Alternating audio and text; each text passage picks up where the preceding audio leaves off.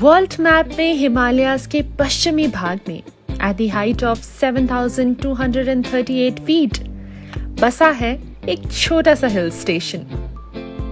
Indeed, which is one of the most iconic hill stations in the country. Shimla is the heart of Himachal and the capital of the state, and of course, Queen of the Hills. देश के इतिहास में शिमला का किरदार बहुत ही महत्वपूर्ण रहेगा. Shimla has played a very important role in shaping the history of our country. In fact, not only our country, but other countries too. Shimla की हसीन वादियों में कुछ ऐसे इम्पोर्टेंट डिसीजंस लिए गए जिन्होंने कई देशों की तकदीर को हमेशा हमेशा के लिए बदल कर रख दिया.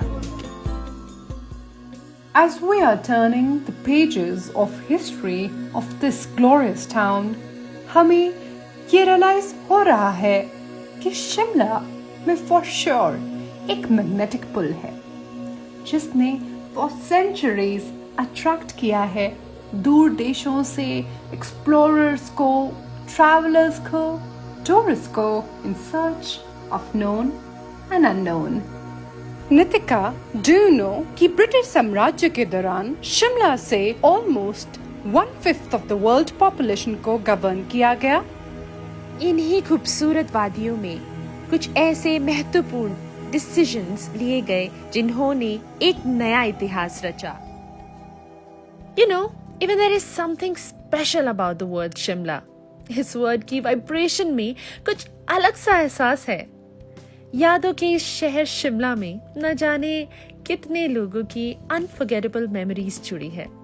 किसी के लिए ट्रैवल बकेट लिस्ट में टॉप डेस्टिनेशन, किसी के लिए हनीमून पैराडाइज, किसी के लिए memories on misty monsoon day और किसी के लिए फर्स्ट स्नोफॉल की यादें.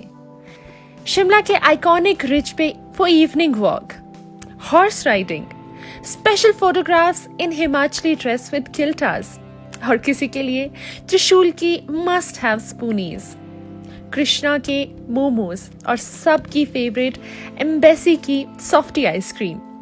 शिमला में बिताए कितने ऐसे स्नैपशॉट मोमेंट्स हैं जो बहुत लोगों के लिए यादगार हैं और ना जाने कितनों की तस्वीरों में सिमटे हुए हैं ये शिमला के स्पेशल हॉलीडेज. आज हम इस शहर की कहानी की बात करेंगे. एक ऐसा शहर जिसने हिस्ट्री को बनते देखा, चाहे वो बात हो 1945 में शिमला कॉन्फ्रेंस की या वाइस रीगल लॉज में भारत के पार्टीशन पेपर्स की डिस्कशन या पांस कोट में 1972 का ऐतिहासिक शिमला एग्रीमेंट जिसने बांग्लादेश को इंडिपेंडेंट डोमिनेशन दिलवाया. शिमला के इतिहास के पन्ने इन शानदार गाथाओं से समृद्ध हैं. Indeed, Shimla history is full of these glorious and epic moments, but so much remains untold. Shimla ने इतिहास को बनते देखा है, चाहे वो बात हो एनाडेल के ग्राउंड में होने वाला एशिया का पहला ड्यूरांड वर्ल्ड कप या फिर 1919 में पहली बार एस्टेब्लिश होने वाला ऑटोमेटिक टेलीफोन एक्सचेंज. बस ये ही नहीं, शिमला मशहूर था लेडी और लॉर्ड्स के दौरान हुई वर्ल्ड फेमस पार्टियों के लिए. कला प्रेमियों के लिए भी खास था शिमला. शिमला के गेटी थिएटर में होने वाले प्लेस देश विदेश में फेमस थे, जहां रुडयार्ड किपलिंग, पृथ्वीराज कपूर, अनुपम खेर और अन्य बड़े हस्तियों ने परफॉर्म किया. ब्रिटिशर्स का फेवरेट रूलिंग गवर्नेंस स्पेस ऐतिहासिक फैसलों और रिवोल्ट्स का गवाह रहा है शिमला. आज यही इम्पोर्टेंट इवेंट्स क्रॉनिकल्स शिमला की पहचान बन गए हैं. शिमला ऐसी ही कुछ अन्य कहानियों का खजाना है जिसे हम आज आपको रूबरू करने आए हैं. शिमला के बारे में ऐसी कितनी ही बातें हैं जो हमें पता ही नहीं है. इस एपिसोड में हम आपको बताएंगे कि कैसे छोटा सा गांव शिमला gradually बना the most happening town in the whole country. कहते हैं कि कुछ साल पहले शिमला में सिर्फ घने जंगलों और वीरान पहाड़ियों के अलावा कुछ नहीं था. ये बात है 200 साल पुरानी। सन 1817 में जब 2 स्कॉटिश ऑफिसर्स रिवर सतलुज के बेसन को डिस्कवर करते एक बियाबान जंगल में आ पहुंचे, तभी वो वहां पर एक फकीर की कुटिया के पास गए। कहते हैं ये फकीर जाखू हिल पर एक स्लेटों से बनी कुटिया में रहता था जिसका नाम था श्यामला। कुछ लोग ये भी कहते हैं शिमला का नाम देवी शामली, जो काली माँ का अवतार है, उन पर रखा गया है। देखा जाए तो शिमला की कोई प्री कॉलोनियल हिस्ट्री नहीं है। शिमला का इतिहास शुरू होता है जब गुरखा वॉर में ब्रिटिशर्स ने गुरखास को हराया।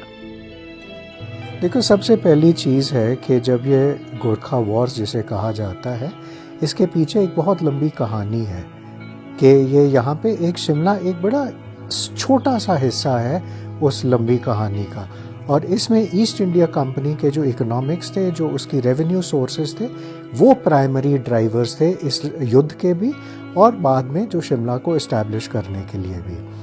क्योंकि ये पूरी कहानी एक तरह से राजस्थान से शुरू होती है, जब ये द्रव्या शाह जो एक राजस्थान में थे, he lost his kingdom to the expansion of Mughal rule. वो नॉर्थ चले गए, अपर तेराई एरिया में चले गए, वहाँ पे संत गोरखनाथ ने इन्हें शरण दी, where he established himself. Gradually Dravya Shah, his son and his grandson Prithvi Narayan Shah, इन्होंने ये जो डिस्पैरेट ग्रुप्स और छोटे ट्राइब्स और जो छोटी किंगडम्स थी नेपाल की, वो साथ साथ इन्हें इकट्ठा करने लग पड़े, जिसमें लिम्बू, राय, मागर, गुरंग, जो अलग अलग कम्युनिटीज़ थी, वो इकट्ठा करने लग पड़े। ये एक टाइमलेस, एक तरह से एक जो कहोगे एक हिस्टोरिकल प्रोसेस होता है। जब भी नई नेशंस अपने आप को फॉर्म करना शुरू करते हैं, वो कई बारी बहुत अग्रेसिव और आउटवर्ड लुकिंग होते हैं। कुछ ऐसा सा प्रोसेस नेपाल में शुरू हो गया ये 18वीं शताब्दी के क्लोजिंग ईयर्स में। With this new found national identity, सबसे पहले इन लोगों ने तिब्बत को अटैक करा। पर तिब्बत में ना, जैसे हमें आज भी पता है कि उनके पास कभी फौज थी नहीं, पर तिब्बत के पास they moved out from Tibet partly by Chinese intervention and partly due to the cold. उसके बाद इन्होंने they started looking south and west, और समझ लीजिए 1807 1808 तक इन्होंने आज का सारा हिमाचल, ज़्यादा काफ़ी हिस्सा उत्तरांचल का, और इनका इन्वेजन रोपड़ तक चला गया था।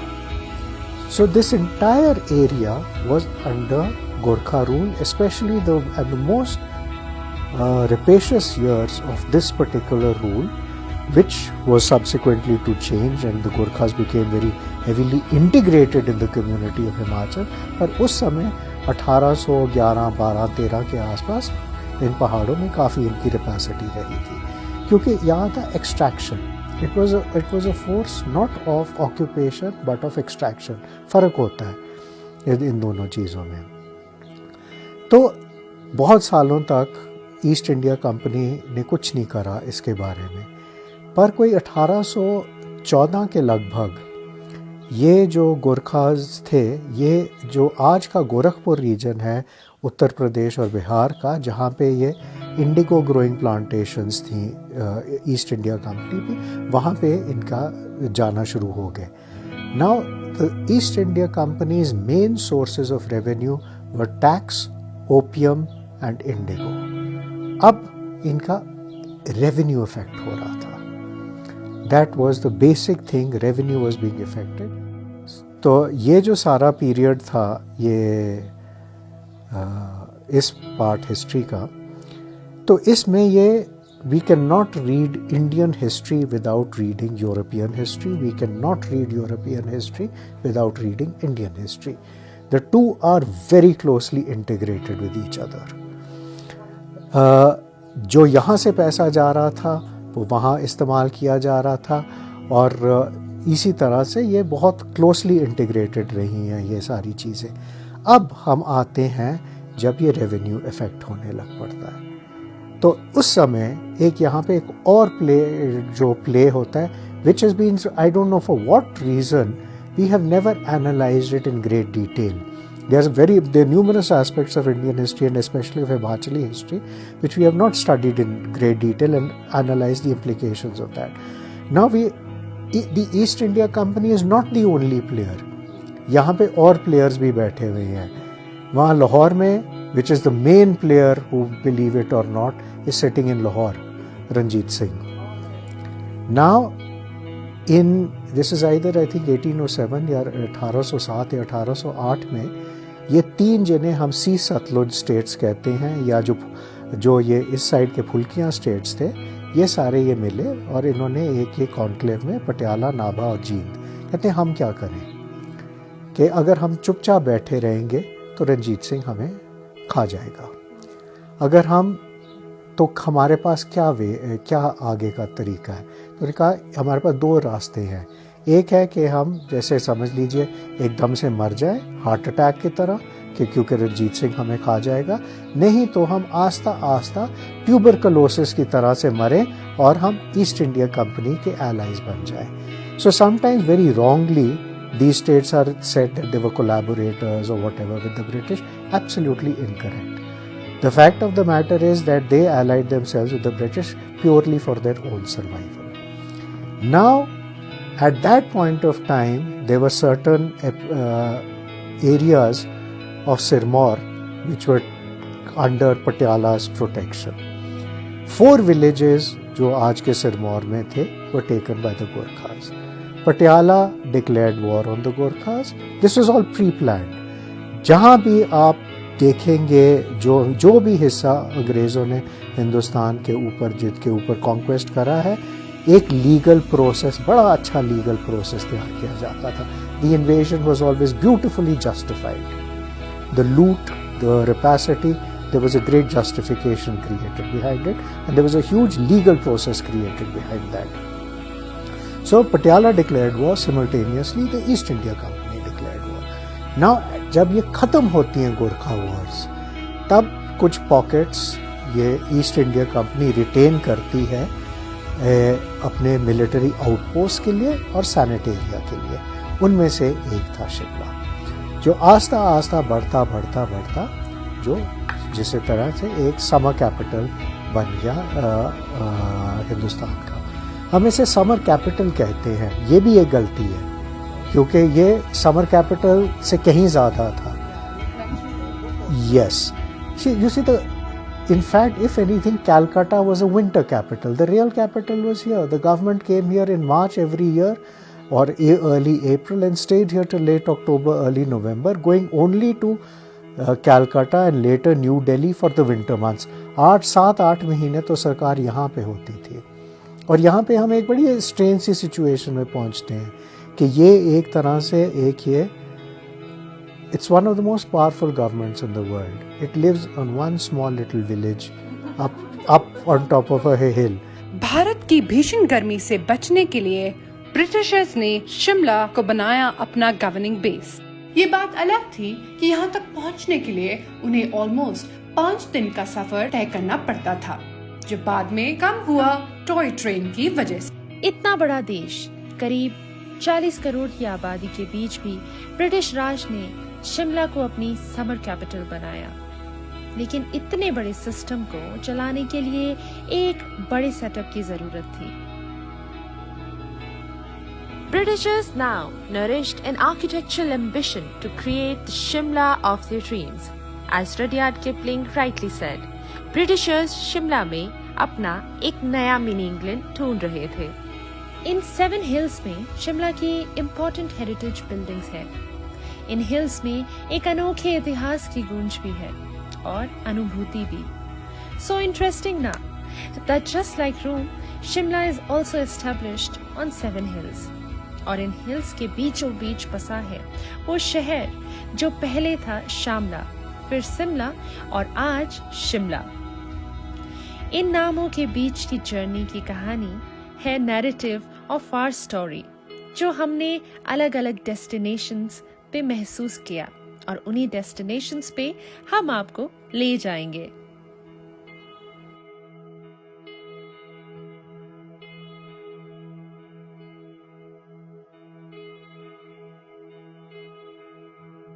Signing off from this episode of Wow Himachal. Wow Himachal में इतिहास के पन्नों को पलटने का दौर यूं ही चलता रहेगा. Bilkul. We have just started turning the pages of this glorious, rich heritage. Our endeavor is to bring you the best of Himachal.